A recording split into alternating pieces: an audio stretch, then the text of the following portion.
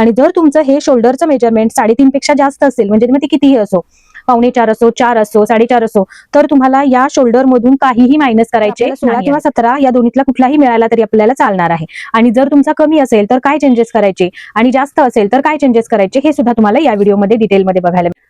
ओम साईराम मैत्रिणींनो, जयश्री फॅशन हबमध्ये मी जयश्री आपल्या सर्वांचं स्वागत करते. आणि हा खूप रिक्वेस्टेड व्हिडिओ आहे. बऱ्याचदा या व्हिडिओसाठी खूप कमेंट आलेले आहेत की ताई 36 चेस्ट साईज मध्ये बॅकला बोटनेक आणि फ्रंटला डीपनेक कटोरीमध्ये ब्लाउजची ड्राफ्टिंग दाखवा. तर त्यांनीच मेजरमेंट्स पाठवलेले आहेत. काही मेजरमेंट्स आहेत ते त्यांनी दिलेले नाहीये, तर ते आपण कसे घ्यायचे किंवा अंदाजाने कसे घेतलेले आहेत हेही तुम्हाला एक्सप्लेन करणार आहे. जर तुमचं मेजरमेंट याच्यापेक्षा वेगळं असेल तरी सुद्धा तुम्ही कशा पद्धतीने ड्राफ्टिंग घ्यायचं आहे हे डिटेलमध्ये तुम्हाला या व्हिडिओमध्ये कळणार आहे. तर चला आपण आता इथे व्हिडिओला सुरुवात करूया. तर इथे पूर्ण उंची त्यांनी दिलेली आहे 13.5. ही बॅक साईडची उंची असू शकते. त्यांनी 13.75 उंची दिलेली आहे, पण इथे त्यांनी एकच उंची दिलेली आहे. त्यामुळे मी काय केलेलं आहे, 13.5 ही बॅक साईडची उंची घेतलेली आहे आणि फ्रंट साईडची उंची त्याच्यामध्ये 1.5 इंच प्लस करून 15 इंच घेतलेली आहे. तुमची इथे फ्रंट साईडची उंची मेजर केल्यानंतर जर 15.5 किंवा 16 येत असेल तर तुम्ही ती घ्यायची आहे. ओके. आणि त्याच्यानंतर जे मी तुम्हाला ड्राफ्टिंग सांगणार आहे त्याच्यामध्ये तेवढं प्लस करायचं आहे तुम्ही. अगदी सोपी मेथड तुम्हाला शिकवणार आहे. एकाच वेळेमध्ये तुम्हाला परफेक्ट ब्लाउजची कटिंग ड्राफ्टिंग बघायला मिळणार आहे आणि जर स्टिच करून बघितला तर परफेक्ट फिटिंग सुद्धा तुम्हाला बघायला मिळणार आहे. तर जरूर ट्राय करा. शोल्डर दिलेला आहे 15, तयार शोल्डर 2.5 हे मी घेतलेला आहे, त्यांनी दिलेलं नाहीये.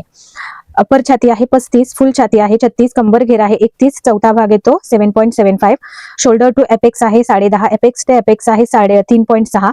पुढील गळाखोली त्यांनी दिलेली नाहीये, पण 36 साईज मध्ये साधारणपणे 6.5 किंवा 7 इंच फ्रंट नेक असू शकतो, डीप नेक घ्यायचं म्हटलं तर.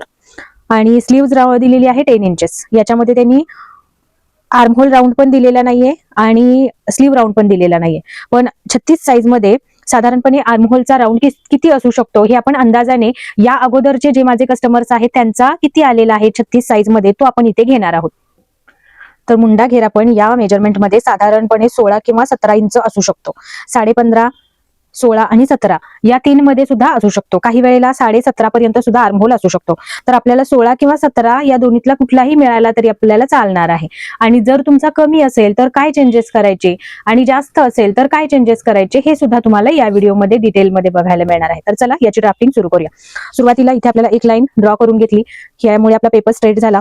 या बाजूलाही एक लाईन थोडंसं अंतर वरती सोडून ड्रॉ करून घेतली. आता या लाईन वरती आपल्याला शोल्डरच्या अर्ध मेजरमेंट घ्यायचं आहे. शोल्डर किती आहे आपलं, तर 15 इंच. 15च्या अर्धे येतात 7.5. तर हे 7.5 आपल्याला या लाईन वरती मार्क करायचा. इथे 7.5 वरती एक मार्क केला, बंद बाजूकडून 2.5 वरती एक मार्क केला कंपल्सरी. त्यानंतर इथे आपल्याला 1 इंच डाऊन यायचं आहे, हे सुद्धा सर्वांसाठी कंपल्सरी असणार आहे. तर या लाईन आपण देऊन घेऊ आणि ही तिरकी लाईन ही आपण इथे जोडून घेऊया. आता आपल्याला आपण पहिल्यांदा बॅक साईड बघत आहोत, बरोबर. चेस्ट 36 आणि हा आहे आपला बॅक पार्ट. तर बॅक पार्ट साठी आपल्याला बोटनेक बघत आहोत आपण, बरोबर. बोटनेक साठी आपल्याला शोल्डर कसं मायनस करायचं आहे की नाही मायनस करायचं आहे हेही आपण बघणार आहोत. जेव्हा बोटनेक असतो त्यावेळेला आपण नॉर्मली शोल्डर काही मायनस करत नाही, कारण आपला गळा पॅक मध्ये येतो. बोटनेक मध्ये साधारणपणे 4 इंच पर्यंत तुम्ही गळा खोलू शकता, त्याच्या खाली घ्यायचा नाहीये. तर इथे आपण आता बोटनेक म्हणून 3.5 किंवा 4 इंच गळा डीप ठेवू शकतो. क्लिअर. तर याच्यासाठी आता आपल्याला पॅकनेकचा फॉर्म्युला आर्महोल चेस्ट लाईन साठी वापरावा लागेल. तर बघा, मुंडा खोलीसाठी आपल्याला हा चार्ट फॉलो करायचा आहे. तर इथे आपली चेस्ट साईज कशामध्ये येते, तर 32 ते 41 मध्ये. आणि फॉर्म्युला कुठला घ्यायचा आहे, तर बंद गळासाठीचा जो फॉर्म्युला आहे तो आपल्याला वापरायचा आहे. तर इथे किती आहे, छाती भागिले 6 अधिक 1 इंच. तर आपली छाती आहे 36 इंच. तर 36 भागिले 6 अधिक 1 तर येणार आहे 7 इंच. तर हे आपल्याला घ्यायचं आहे. जिथून आपण 1 इंच डाऊनचं मार्किंग केलेलं आहे तिथून खाली आपल्याला हे 7 वरती मार्क करायचं आहे. ओके. यानंतर आपल्याला इथे लाईन ड्रॉ करून घ्यायची आहे. तर यासाठी या पद्धतीने आपल्याला पट्टी या साईडला स्ट्रेट मध्ये लावून घ्यायची. आता पहिला तर ही आपली लाईन स्ट्रेट आहे का बघून घेऊया. तर इथे जेव्हा तुम्ही ही पट्टी या पद्धतीने लावाल त्यावेळेला इकडे बघा ही बरोबर स्ट्रेट मध्ये आलेली आहे.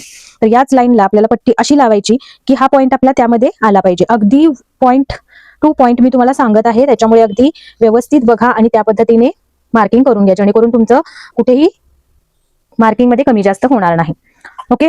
हे झालं आपली चेस्ट लाईन किंवा आर्महोल साठीची खोली. तर यानंतर आता आपल्याला जेवढं इथं मार्क केलेलं आहे तेवढंच आपल्याला इथे मार्क पहिल्यांदा करून घ्यायचं. तर इथे आपलं शोल्डर किती आहे, 7.5 इंच. तर 7.5 आपल्याला पहिला इथे एक डॉट फक्त लावून घ्यायला दाखवते तुम्हाला, किंवा डायरेक्ट तुम्ही इथे त्याच्या अर्धा इंच मायनस करून चेस्ट लाईन वरती एक मार्क द्यायचा आहे. तर इथे मी 7 वरती एक मार्क देऊन घेतला. आता या पॉईंट पासून या पॉईंट पर्यंतचा म्हणजे 1 इंच डाऊन आलेला पॉईंट आणि चेस्ट लाईन यांचा सेंटर घ्यायचा. या सेंटर पासूनही आपल्याला अर्धा इंच आतमध्ये मार्क करायचं आहे, म्हणजे 7 इंचांवरती. 7.5 आहे तर 7 वरती मार्क केलं, बरोबर. तर आता ही लाईन आपल्याला इथे खाली तिरकीच जाणार आहे, ही आपली लाईन, बरोबर. इथून जेव्हा आपण ही मार्क करू त्यावेळेला ही लाईन आपली तिरकी जाणार आहे अशी. हा आपण बॅक पार्ट ड्रॉ करतोय. तर इथून आता क्रॉस मध्ये किती घ्यायचं आहे, तर क्रॉस मार्किंगचा चार्ट आपल्याला बघावा लागेल. तर इथे आपली चेस्ट साईज यामध्ये येते आणि आपला बॅक पार्ट आपण ड्रॉ करतोय. तर क्रॉस मार्किंग येणार आहे आपलं 1 इंचांवरती.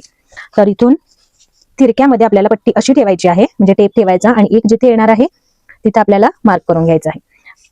आता आपल्याला इथे लुजिंग देऊन बॅक पार्टचं चेस्ट लाईन मार्क करूया.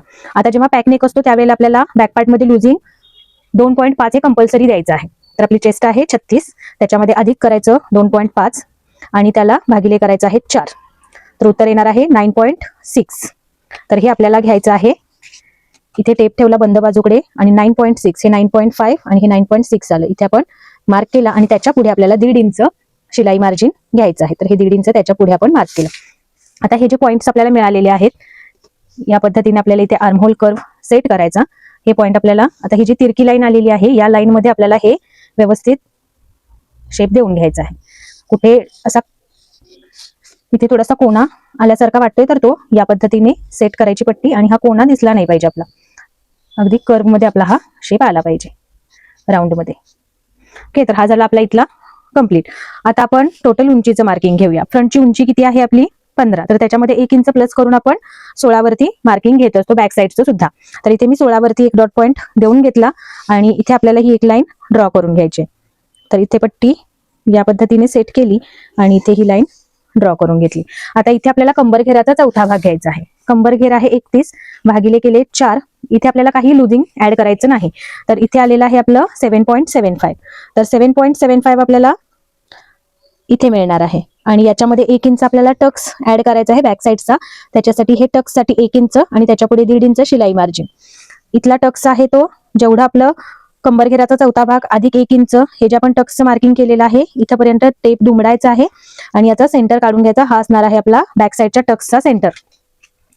आणि या लाईन आहेत त्या आपण आता जोडून घेऊया. ही आहे आपली एक्स्ट्रा मार्जिनची लाईन आणि ही फिटिंगची लाईन. तर या पद्धतीने बॅक पार्ट इथपर्यंत झाला. यानंतर आता आपल्याला रेडी शोल्डर किती हवा आहे याच्यानुसार या शोल्डर मध्ये आपल्याला काही मायनस करावे लागतात. तर इथे आपला रेडी शोल्डर आहे 2.5 इंच. तर बघा इथे आपलं रेडी शोल्डर कशामध्ये येत आहे तर 2.15 ते 3 पॉईंट मध्ये, बरोबर, 3 इंच मध्ये. तर इथे शोल्डर मधून किती मायनस करायचे आहे 0.5.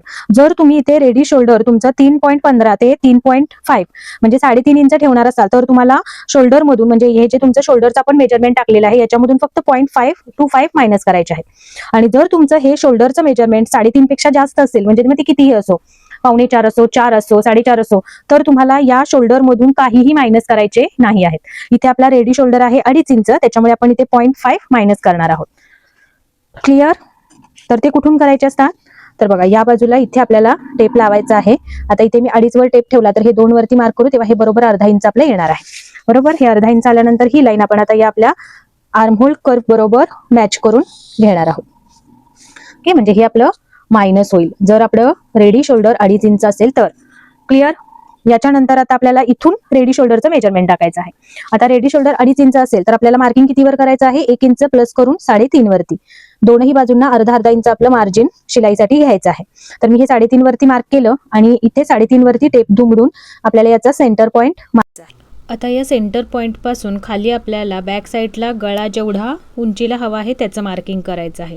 मग तुम्हाला 3.5 किंवा 4 इंचपर्यंत घ्यायचं असेल तर घेऊ शकता किंवा 2-2.5पर्यंत सुद्धा घेऊ शकता.